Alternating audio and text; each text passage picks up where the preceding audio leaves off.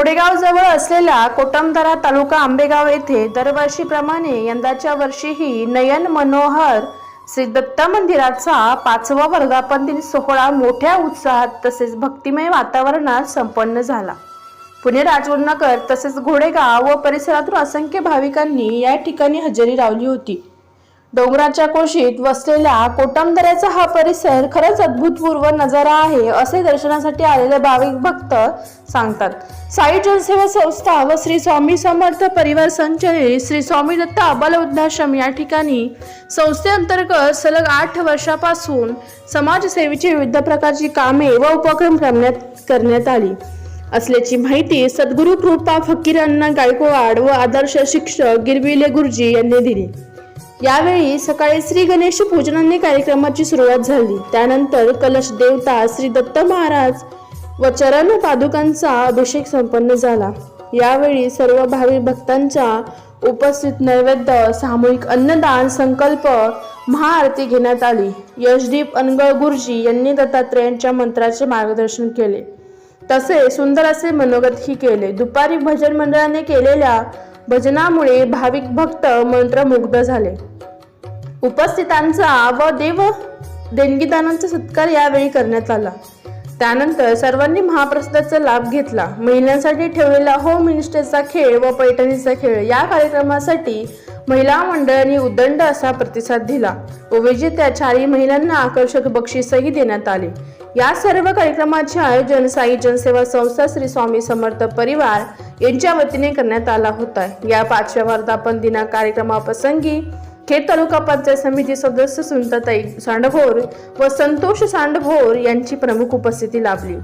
या ठिकाणी असलेल्या श्री स्वामी दत्त आबाल वृद्धाश्रम 4 अनाथ मुले आणि 10 वृद्ध सध्या राहत असून संस्थेचे अध्यक्ष श्री रमेश नारायण गायकवाड यांचे वडील श्री नारायण गायकवाड यांनी 10 गुंठी जागा या श्री स्वामी दत्त आबाल वृद्धाश्रमासाठी व श्री दत्त मंदिरासाठी देणगी स्वरूपात दिली आहे।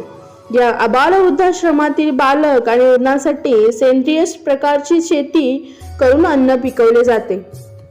शेतीच्या पाण्यासाठी व श्री स्वामी दत्त आबाल वृद्धाश्रमासाठी विहिरीची व्यवस्था केली आहे।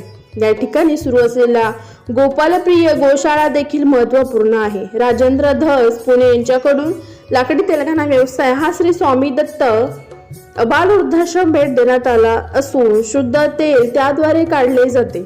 तसेच अन्नछत्राची या ठिकाणी उभारणी करण्यात आली असून 80 बाय 30चा संपूर्ण परिसर असून 700 ते 800 नागरिक मावतील एवढा प्रशस्त हॉल आहे। भविष्यात गोरगरीब लोकांच्या लग्नासाठी मोफत वापरण्यासाठी देण्यात येणार असल्याची माहिती संस्थेचे अध्यक्ष श्री रमेश नारायण गायकवाड यांनी दिली। साई जनसेवा संस्था व श्री स्वामी समर्थ परिवार यांच्या सहयोगाने सन 2018 सालापासून सामाजिक उपक्रम राबविले जात आहे। यामध्ये आदिवासी भागातील अत्यंत दुर्बळ अशा कुटुंबात दीपावली साजरी व्हावी म्हणून संस्था दरवर्षी वाडी वस्तीवर जाऊन तेथील 45 कुटुंबांना गेली 5 वर्षापासून कपडे, गृहोपयोगी वस्तू, खेळणी व फराळ वाटप करत आहे व 22 ते 25 शाळांना शालेय साहित्याचे वाटप केले जात आहे। तसेच नयन मनोहर श्री दत्त मंदिरात दर गुरुवारी व दर पौर्णिमेला मंदिरात अन्नदान केले जाते। संस्थेच्या माध्यमातून या वर्षापासून जवळपास 300 विद्यार्थ्यांना शिक्षणासाठी दत्तक घेतले आहे। त्यांचा सर्व शैक्षणिक खर्च संस्था करत आहे। असे नवनवीन उपक्रम सातत्याने संस्था दरवर्षी राबवत असून दानशूर व्यक्तींना या समाज कार्यास सहकार्य करावे असे आवाहन श्री नारायण गायकवाड यांनी केले आहे। स्वामी दत्त आबाल वृद्धाश्रम या ठिकाणी श्री दत्त महाराजांचं मंदिर या ठिकाणी आहे आणि या ठिकाणी पाहायला गेलं तर भक्तिमय वातावरण आहे आणि या भक्तिमय वातावरणामध्ये एकदम जागृत देवस्थान या ठिकाणी आहे आणि हे गेल्या 5 वर्षापासून हे मंदिर या ठिकाणी स्थापित केलेलं आहे आणि आज पाहायला गेलं तर 5वा वर्धापन दिन आज आहे आणि या वर्धापन दिनासाठी बहुसंख्य लोक या ठिकाणाहून आलेले आहेत।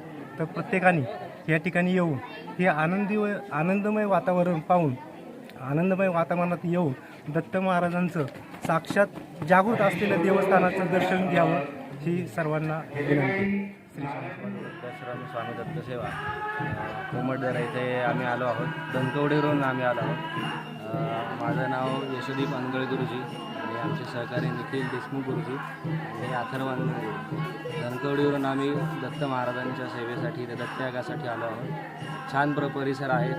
दत्त मंदिर खूप जागृत आहे. सर्वांनी इथं अवश्य भेट द्यावी. इथे सर्व मोठे मोठे वनस्पतीसुद्धा बऱ्यापैकी भरपूर आहेत. गायींचा गोठा आहे. शुद्ध वातावरण सुंदर आहे सर्व.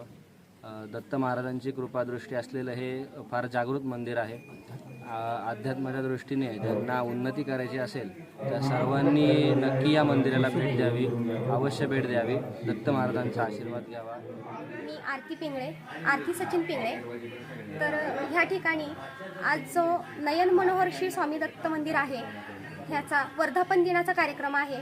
त्यासोबत या ठिकाणी वर्धापन दिन असून त्यासोबत जे उपक्रम राबवलेले आहेत, आज जर पाहिलं तर हजारो भाविक या ठिकाणी आलेले आहेत. तर भाविकांना ह्या ठिकाणी येऊन काही अनुभव पण येतात आहेत, स्वामींचे आशीर्वाद पण मिळतात आहेत. आणि त्यासोबत आजचा उपक्रम पण इतका सुंदर केलेला आहे की आपल्या ज्या महिला वर्ग आहेत तर त्यांच्यासाठी होम मिनिस्टरचा कार्यक्रम ठेवलेला आहे.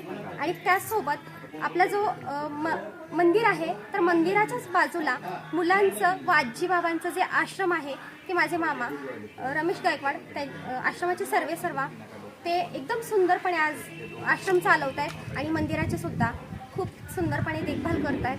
तर नक्कीच ह्या ठिकाणी आपण येऊन आनंद घेतला पाहिजे आपल्याला, कारण की स्वामींची पण सेवा करायला मिळते या ठिकाणी आणि त्यासोबत जे वयोवृद्ध आहेत त्यांची सेवा करायला मिळते.